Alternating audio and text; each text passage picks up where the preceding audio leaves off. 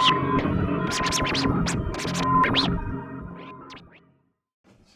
some waivers for this. That was already in our deal. Sue me, they don't know you'll sue me. That's right, that's right. You know, if we had $3, we'd make a movie. So I guess it's... Start off with intros. I'm Ron Bonk. I run SRS Cinema, producer, distributor, director, and film festival organizer here. So. I'm Ron Bonk's biggest fan. Oh, sorry. I'm my biggest fan, actually. I'm Todd Sheets, and I direct stuff. I'm Hugh Gallagher. I made Gorgasm, Gorotica, and Gore Whore, the Gore trilogy, and I also ran Dracula Publishing. My name is Mark Polonia, and I've been producing low-budget movies since 1986. 1986? I thought you started earlier than that. Official world nationwide release was 1987, actually, but the film was shot in 1986. Which movie was that? Was that Church? That was Splatter Farm. Oh, okay. The worldwide, national release. But. What was the first production, though? You did productions, I thought, in your teens. Oh, yeah. I mean, I my twin brother and I, who sadly passed away, we made movies from the time we were 7 years old. So it was it's a lifelong passion, and you know that's the most important thing that everyone at this table can say is that if we were in it for the money, we'd be doing something different. But filmmaking is a passion, and it's something I always wanted to do. And I can remember the moment I wanted to do it. I was 5 years old, and I saw Godzilla versus the Thing on TV, and I thought, this is what I want to do the rest of my life, and that's what I do now. So, you know, if you have a passion and you believe in it, do it, and it'll take you where you want to go. Now, hold on. When you say that's what you want to do with the rest of your life, you want to make movies where the mouths didn't match the talking. I still do that, yeah. So, yeah, I guess you could say that. Just making sure I understood. Quickly, I'll let Chris introduce himself here, too, since he just joined us. Hi, I'm Chris. Chris Seaver.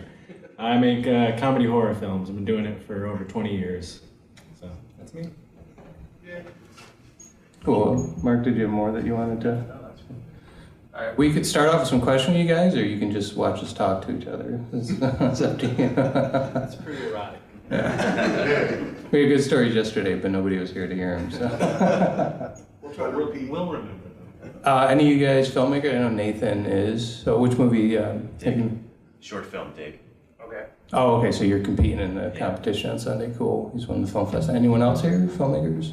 Want to be filmmakers? Want to be actors? You want to be a filmmaker? Well, what are you in high school? Yeah.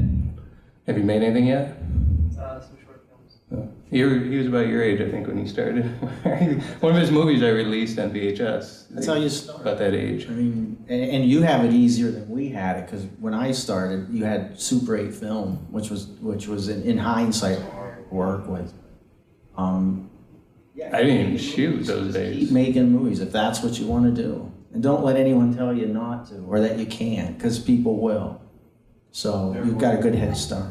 Do you have a camera yet, like a DSLR? Or? Yeah, I have like a little Canon camcorder.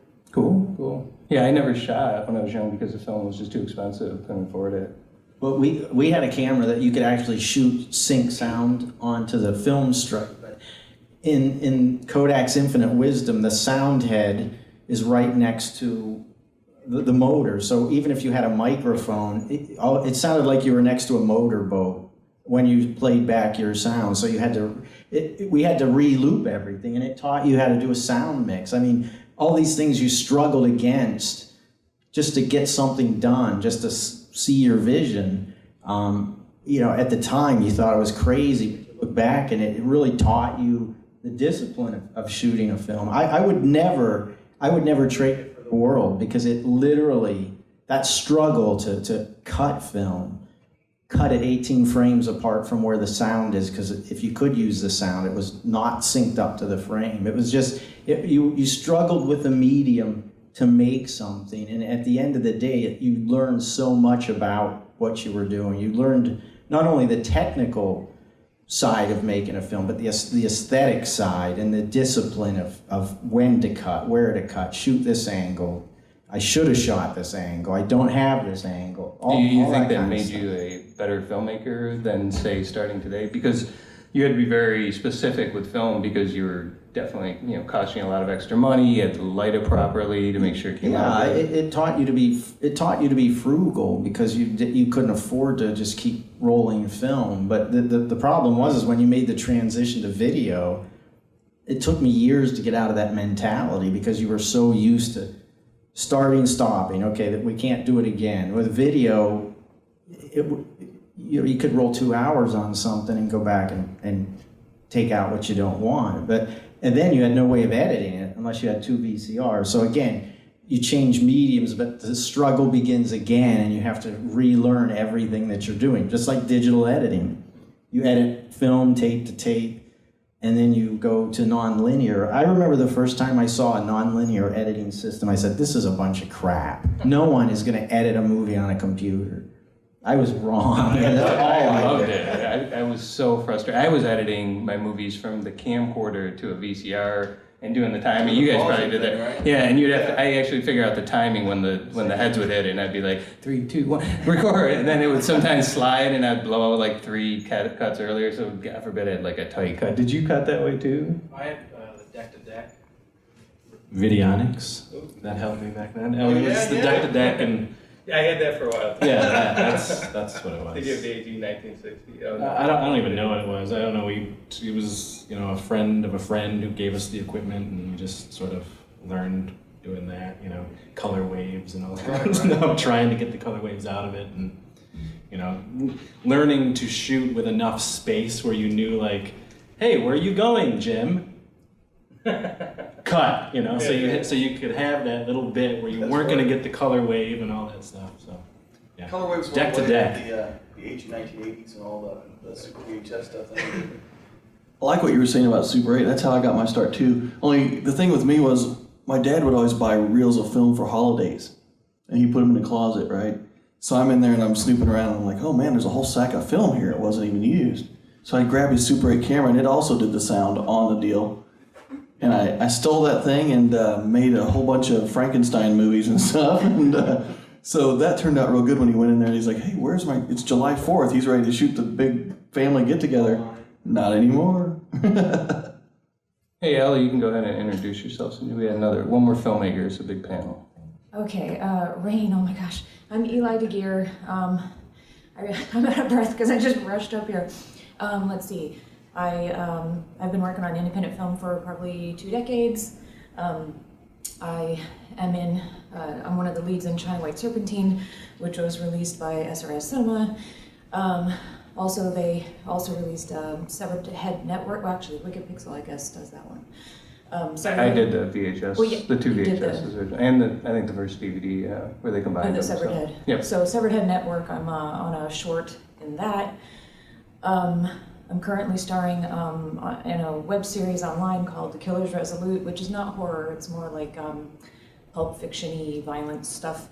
And I direct, I produce, I edit, I do music. I'm just kind of, if it's art, if it's music, movies, I do all of it. So honored to be here. Hey everybody. Hey. Finally get to say hi to you. I'll go right back to where we're at though. So you shot on film, and I know you've had stuff I've released on film, and you shot on film, but I don't think you've had anything released on film. I did hide a lot of that stuff, yeah. I did 5 or 6 maybe shorts on film. Did you ever shoot on film at all? Well, like when we first started, I'm sure it was this way with you, everyone frowned on video, everyone hated video. Oh, yes. And if you didn't shoot on film, you weren't a filmmaker. So I bought a 16 millimeter Bolex, which you had to wind it up and it would run for maybe like a minute.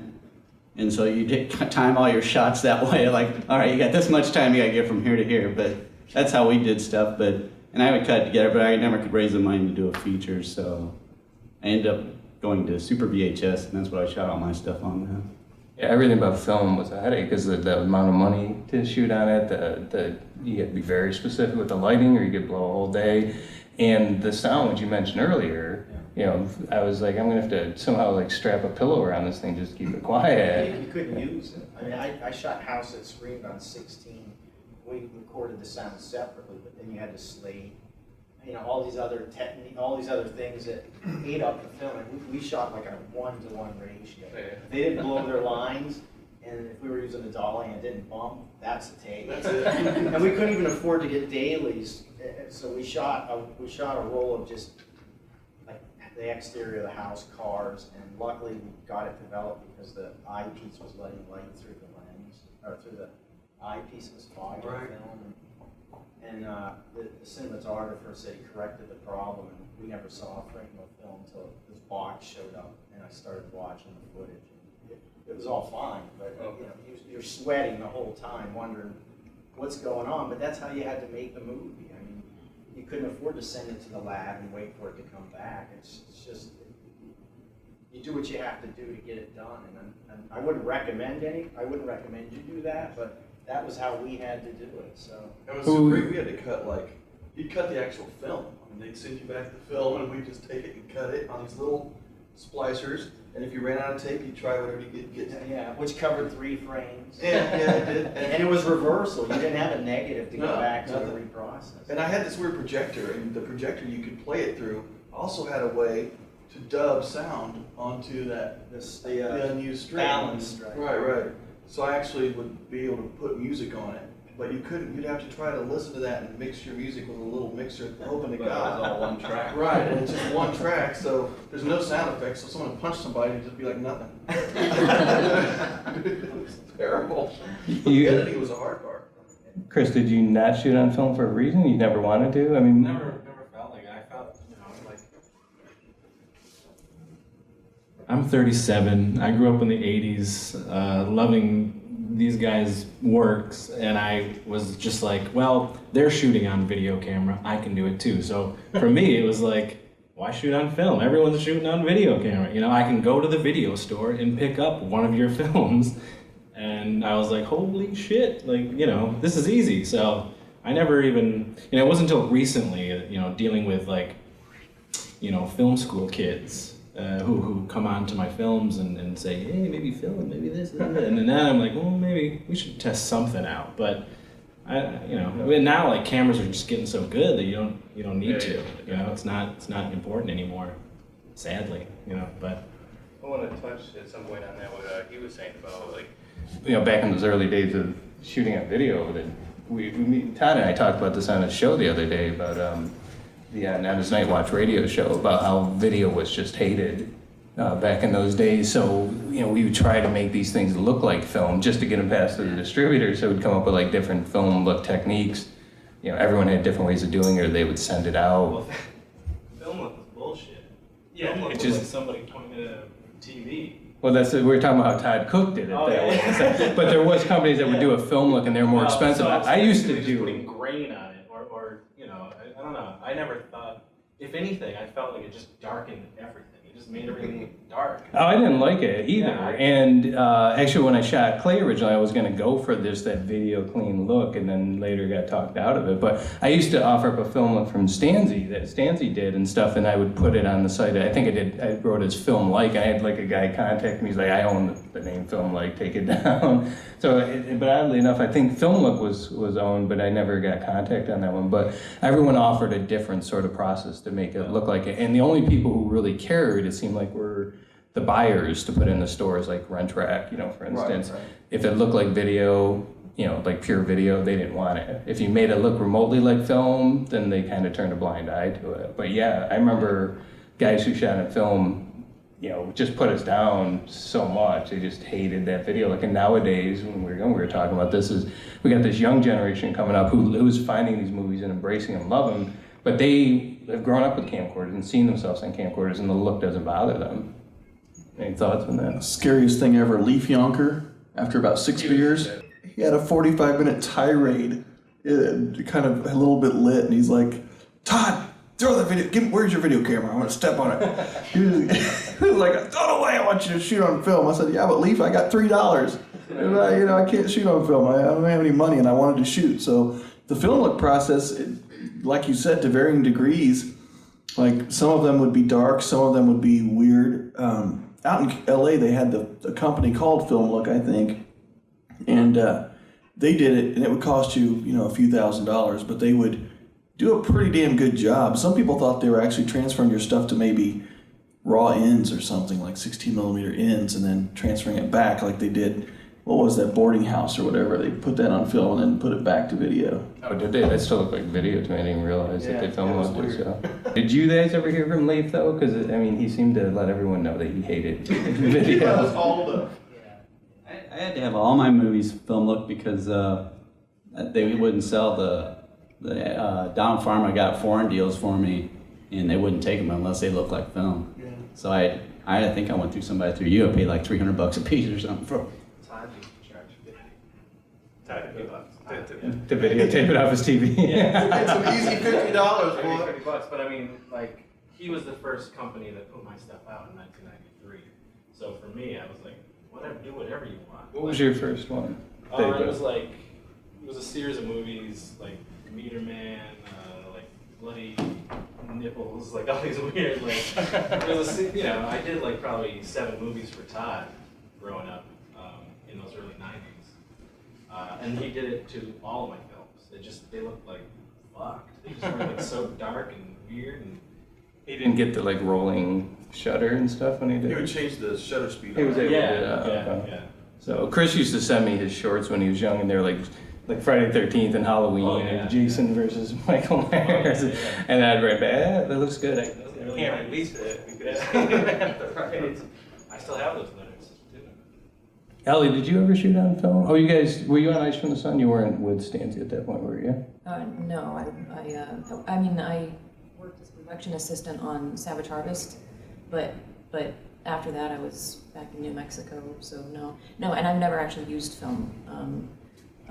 I've taken classes and stuff, and as far as like editing, even though Avid and linear editing was gone, you didn't have to do it anymore.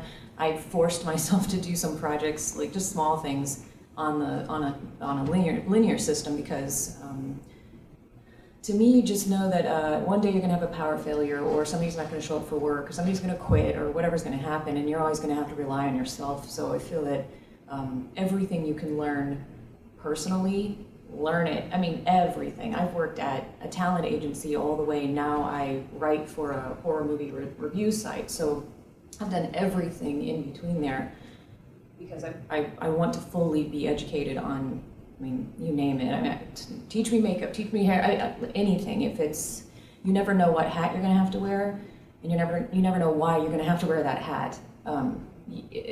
Strange scenarios pop up left and right. It could be that somebody got sick or died or something. So sometimes you have to take over an acting role you didn't expect, or now you're doing makeup and you're the director, like whatever, learn all of it. So that's why I learned an old system and sat there and did the, the sound is separate, like all the tracks are all different, and you mess up one little frame and you got to go back and like re-edit every little piece. But to me that's enjoyable because you never know when your laptop isn't working anymore. I know like Avid now has this cloud thing where you don't really own Avid, you edit somewhere. I think Adobe does it too now. It's all. Who does? Adobe, where you're part of the cloud. And to me that's a little terrifying because that demands that I have internet access. If I'm in the middle of nowhere and I want to be editing on the fly or something like, so I mean, I haven't done that yet. I can see the benefit in it, but I think that call it dinosaur or whatever, I still feel that film started somewhere, and you still want to learn it all. Now again, I have not shot on film, but I'd love to. Even as complicated as It's almost impossible to keep up, I think, on the technology. I can't keep up on the technology between the cameras and the post-production options, the different ways to edit and digital effects and stuff. It's just, I need other people to do this stuff and tell me. Oh yeah, you do. You have like a different format every time. I kind of had something I wanted to ask everyone about. I was talking to Ted Michaels this week, and Ted Michaels directed like The Corpse Grinders and some of those old classics, She Devils, the whole Blood Orgy of the She Devils and stuff like that. Ted's a great guy, and Astro Zombies, who could forget that one? But he made a good point. He said, look, 4K cameras are great, but he hates the look of them. and I have to start agreeing. I think we've gotten to a point now where it's too much. I mean, the resolution, I love high resolution. Of course, we all do. We want to see, the Dark Knight in the highest resolution possible or whatever. But the thing is, at the same time, we've come so far with the 4K and now who knows what's next that it looks like you're looking through a window when you're watching these TVs, and it almost looks like we've gone back to soap operas, only like really, really nice quality soap operas like this, where you can see every fiber. And I'm not sure I want to see every pore on someone's forehead.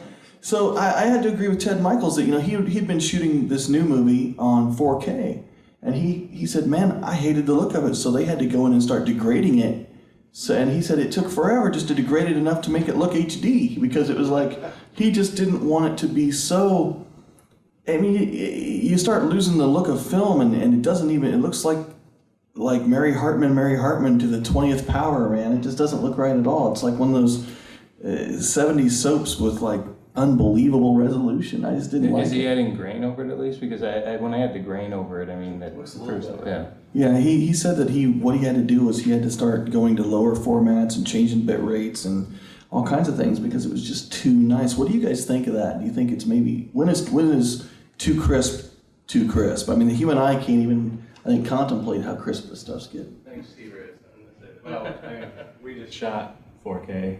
I mean, it's the best looking movie we've ever done, Right. but I totally get what you're saying because it does look a little too good. You know what I mean?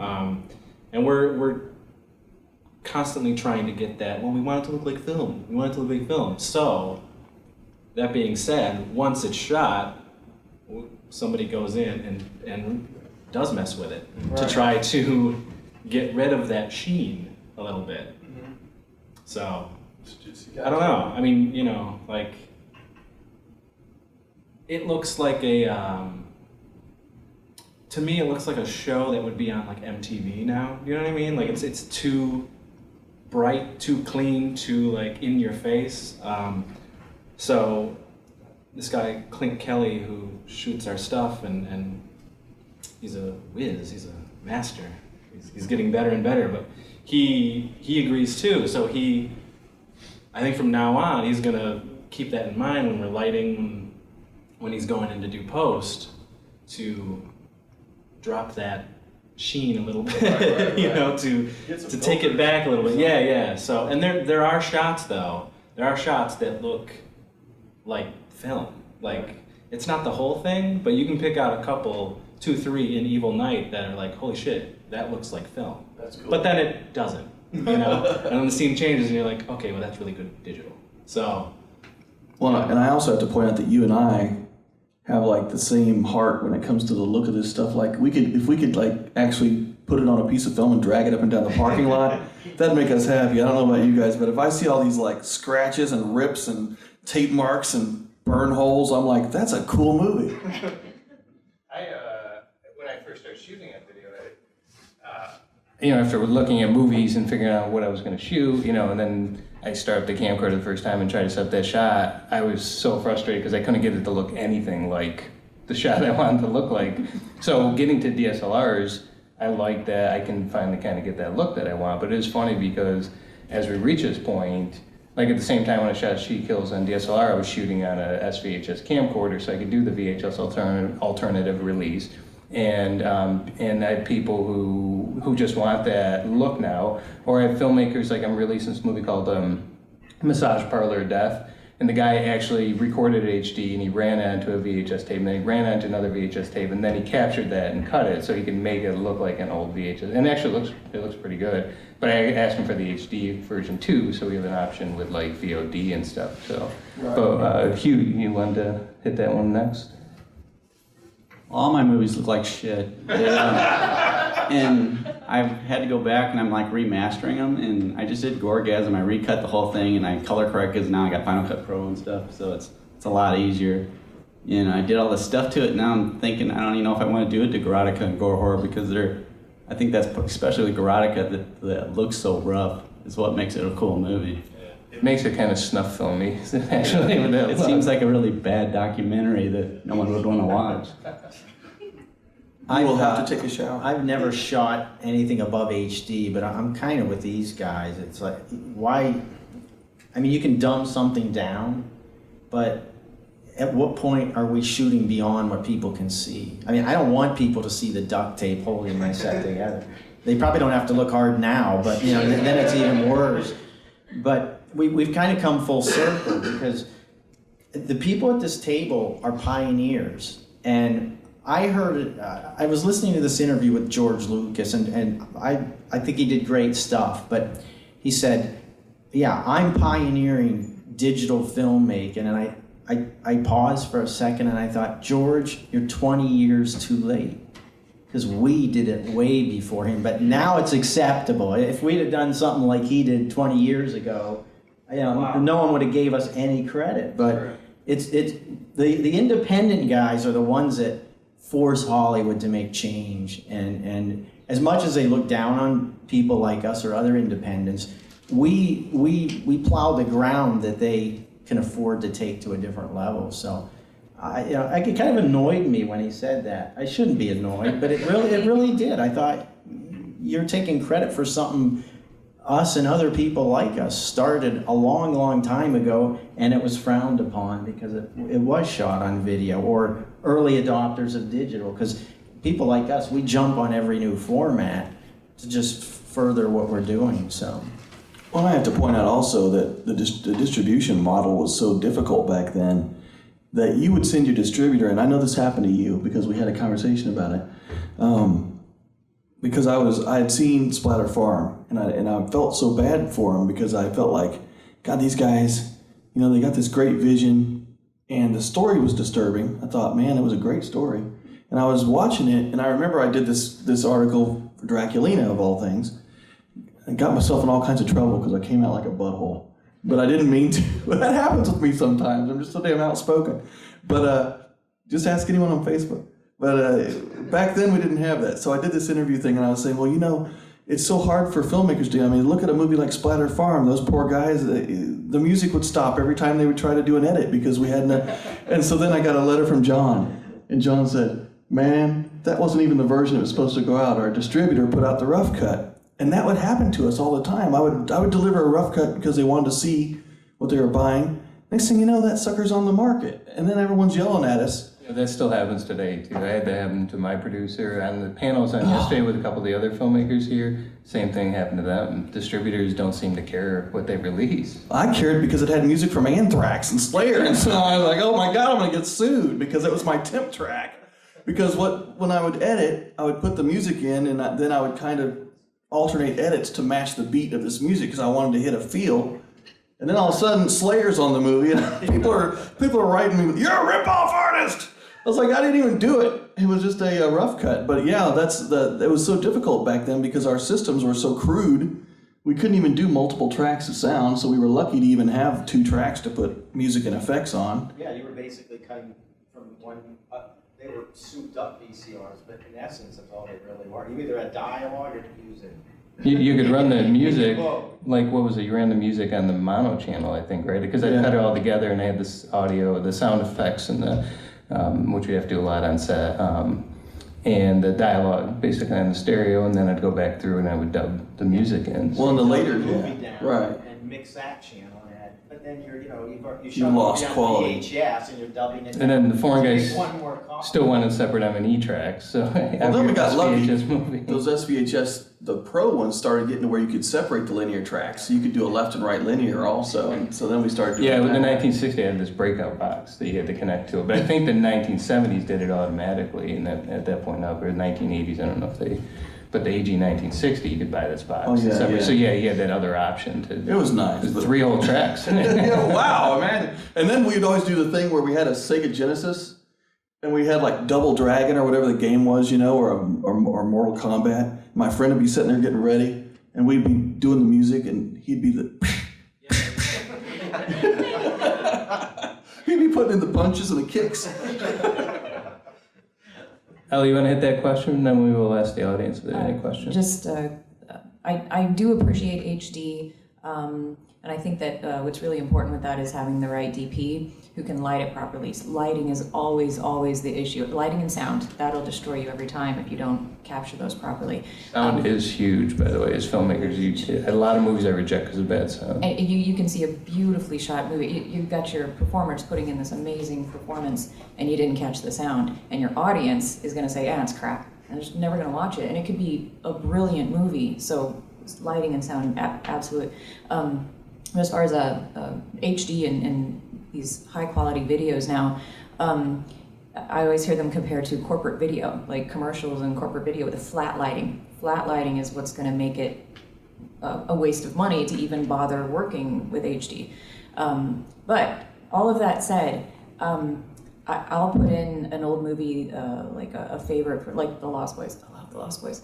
But even older than that, I cannot, like my brain, I enjoy the movie. I don't notice that, wait a minute, I can't see every little line on their face, and I can't see, I just don't. I think if you have a good cinematographer who captures everything the right way, I'm going to enjoy it grainy, and I'm going to enjoy it crisp. Just because we're going to HD, that doesn't diminish how important the older movies are still to me. I enjoy them the same. I don't go back and watch like Halloween or name anything. Pick some Charlie Chaplin films, whatever. I don't go back and watch those and go, well, it would have been good if it got, if they had HD, this could have been a good movie. Maybe it'll be a classic. No, I enjoy it how it was shot, and I enjoy how things are shot now. There are filmmakers here, Pieces of Talent. If you haven't seen that, I think it's booth 40. Go find it. Go get that movie. They shot that on the red, and it's beautiful. Like there's no, I don't have any complaint there about they shouldn't have shot that on the red. They did it right. So there's a right way and there's a wrong way. But I have, across the board, even appreciation, even for older, newer. You're gonna like it if it's good. So. By the way, for me, I'll pick up some 80s movies on VHS and watch them because I watch them on VHS. There is something about watching the movies, and from that era especially for me, maybe some 70s ones, where I just like that look of the VHS, so I don't really want to get that movie on Blu-ray and watch it. I don't buy Blu-rays. I don't like them. have a Blu-ray. I don't like them. I like DVDs, and I have some VHS, but I actually really like DVDs because when I was growing up, I'm a 70s, 80s kid too, we had an 8-track in the car. And then when I started buying my own, music and stuff, well, it was cassette. And cassette was you had to fast forward, try to find a song. 8-track was so much more advanced. And we went backwards and went to cassette. And then all of a sudden we had CDs, and now I can find my track again. We had already figured that out with 8-track, so I don't know why it goes backwards like that. That was my only complaint with VHS, is that I had to rewind all the way and all that. But I like there's DVD still because you could jump around. It was smaller, more competitive. But Blu-ray seems to have extra options that I just don't. They're in my way. I want to watch the movie. I want to put the movie in and play. I want to watch the movie and then find Easter eggs or interact with it how I want.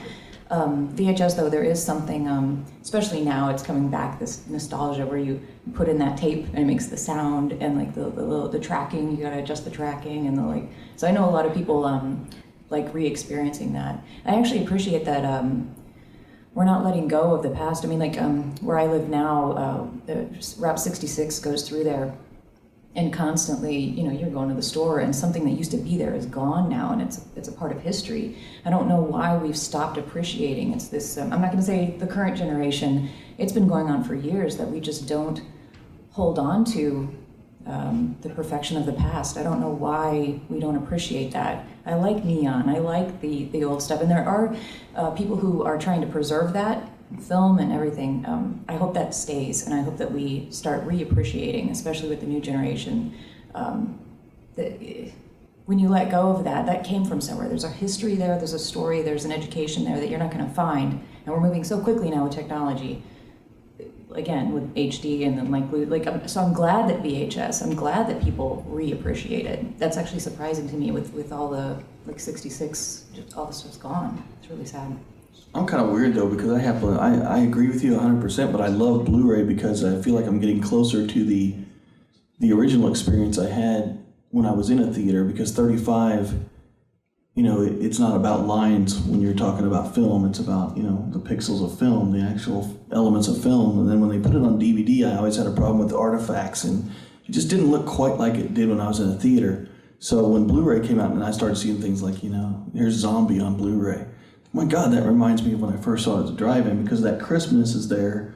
It's closer to the resolution of the film. But then, like, I saw Dark Knight on 4K, and I thought, man, that went too far. It was on this great big, 70-inch 4K thing, and I was like, okay, I have to have that. And then I watched it, I was like, no, I don't want that, because it's just too much. And that's one of my favorite films, and I cite The Dark Knight because of the cinematography being so amazing. And to this day, they say The Dark Knight is probably the most, the clearest quality of any video transfer so far. And the 4K scan of that was unreal, but at the same time, I'm like looking at it, and I'm like, all right, I don't really want to know that Heath Ledger had boogers at this point. I mean, I really like Heath, but it was just too much, and also the look. It just, you can go too far with it, I think. And because they shot that on 70 millimeter IMAX or whatever, it was just too much, I thought.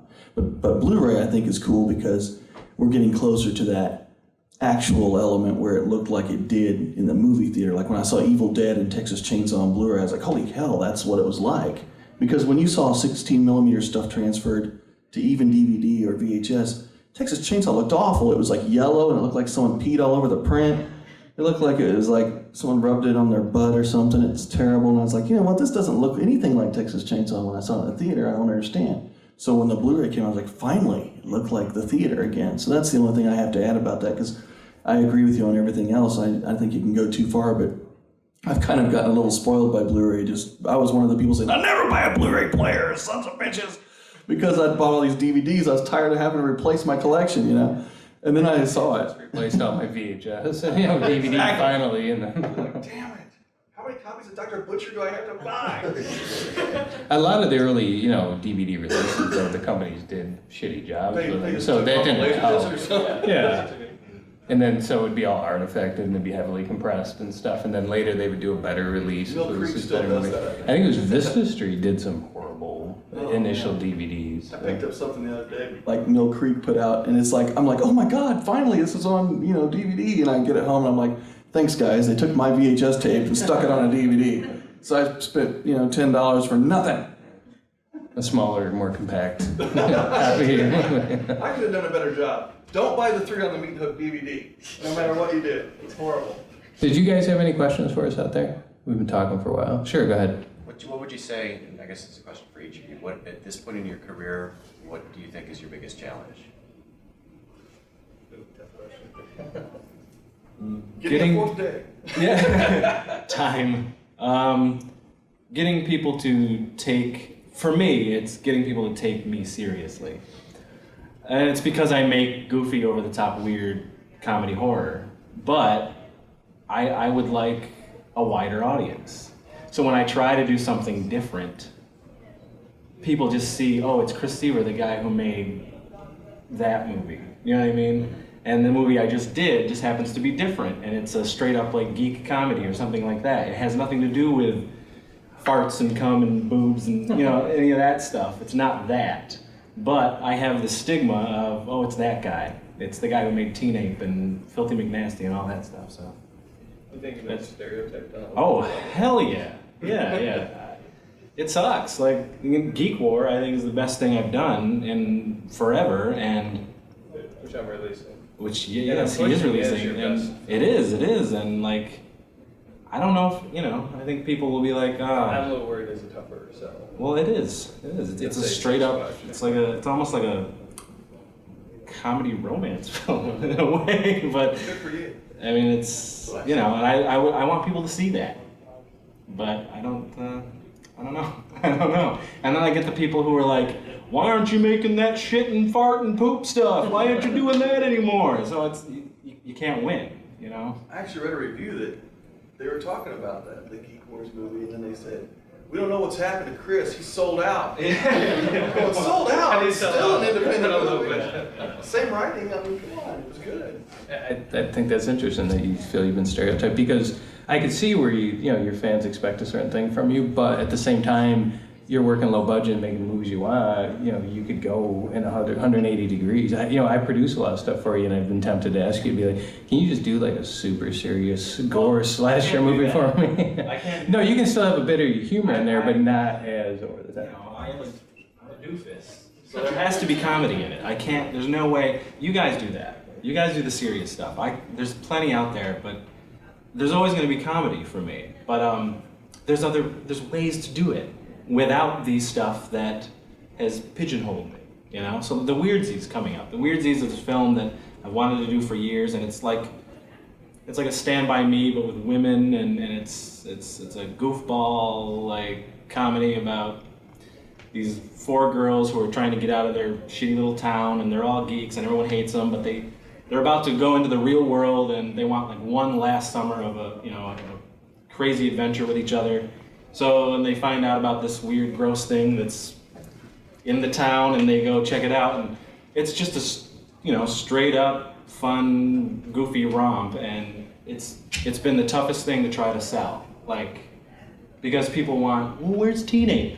Well, where's the that other gross shit you used to do? Why did you sleep poo? Yeah, where's the trauma stuff that you used to do? So I don't know, but I'm still gonna do it because it's just a passion, and so I'm not gonna stop because somebody's like, no, So I don't know, but it's gonna be tough.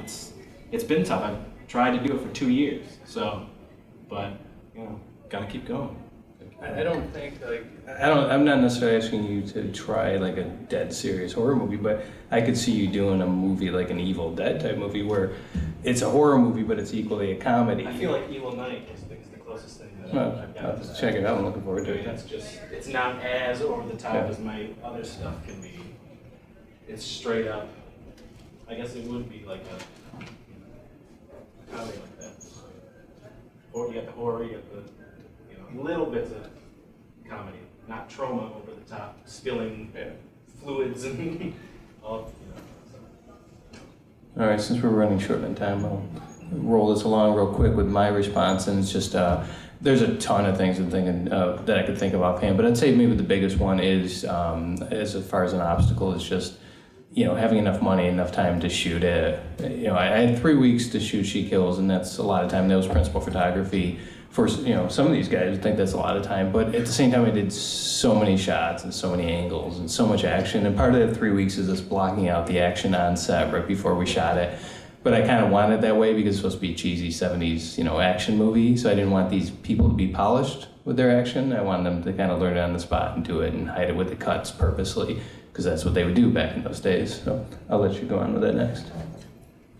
I think the biggest obstacle, with the digital age, it's really pretty easy to get people to see your films, but at the same time, it's difficult from a business standpoint because the DVD companies are shrinking, the market is hurting because of the piracy, and for people like us, we're out here putting our lives on the line to make these things because we love them. Well, we don't have, $1 million in the bank to do this, and so like in my case, like we just did House of Forbidden Secrets, biggest budget I ever had, and I got to think, how am I going to pay this back to an investor?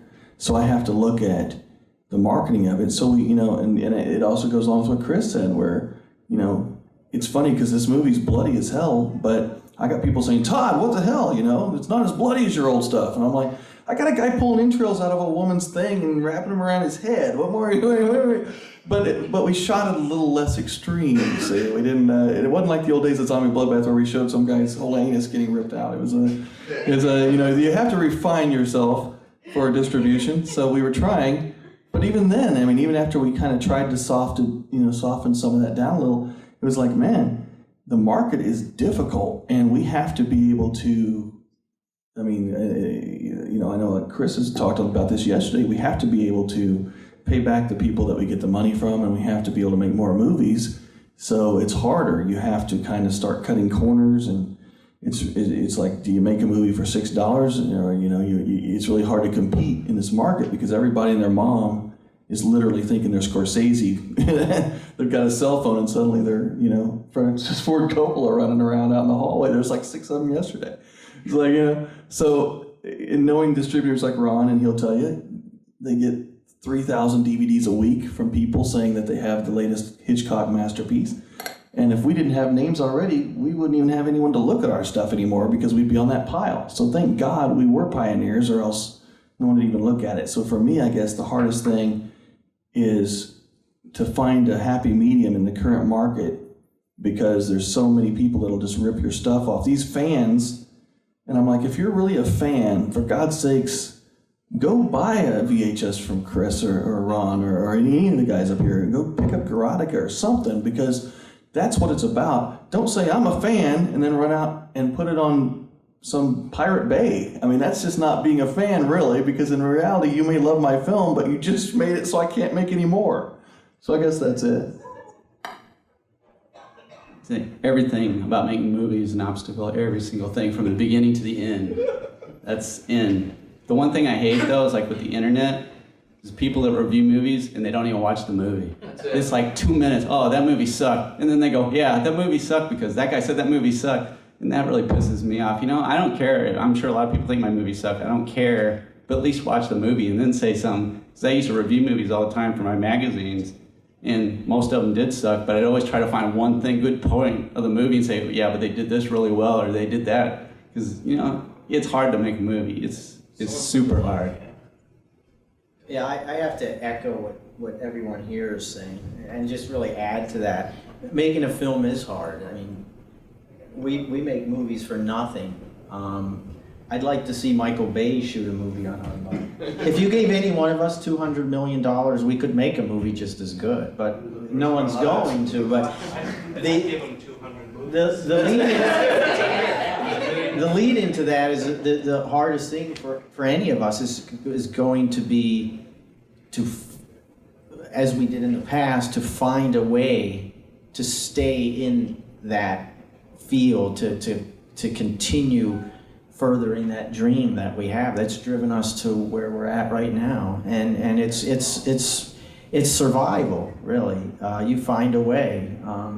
We don't know what's going to happen 10 years from now. And 10 years ago, we never thought we'd all be sitting here at this table talking about what we are. So I'm a firm believer in there's no such thing as a problem, only a solution. So just keep looking ahead and just keep making movies. That's what you have to do. But have a business sense about it, and that's the tough part. I'm going to agree with everything. Also, my quick answer would be time. There's so many things to distract you, and nowadays with social media, that is how we find our audience. That is how we promote our product. We are selling ourselves. We are our product. So I do online promotions all the time for my stuff, and then for other people also. The time that consumes, networking with other people. I mean, regular people get on Facebook, and it's because they are playing a game and just, you know, I ate a burrito today, and saying what else they, you know, it's fun for them. And then you have friends who are not involved in the industry, and they absolutely don't comprehend that when I'm at my computer, I can't chat right now. I'm not just on Facebook. I'm literally working, and I'm not getting paid what other people get paid at their job. This is my job. It's the time. It's so time consuming, which your brain can only compute so much for so long. And there are times, I mean, I drove here just yesterday and I didn't sleep. I drove straight through. So I finally got some sleep last night, but I hadn't slept in a few days, pretty much piece it together a few minutes at a time. And that's what you do on an edit. Sometimes you stay up 3 days editing because either you have a deadline or you're just trying to get through and make this thing come out the way you see it. Yeah. And so time, that I think time is going to be forever if you want to encompass it in something, it's time. You just have to figure out how to coordinate all the rest of life around, your other commitments you have to your family, to your, and then a lot of us have jobs on top of doing all of that. It's incredibly stressful to try to work it all out. But the thing is if you're committed to it, I don't know how far this is going to go for me in my life, but I will never stop doing it. This is what I do. And I think that you keep yourself going with it, and you know you're going to have a lot of naysayers. You're going to have your family. Why don't you go get a real job? Why don't you? You're going to have that. How much you make on that? But yeah. Did you get paid this time? You know, that's not what it's about.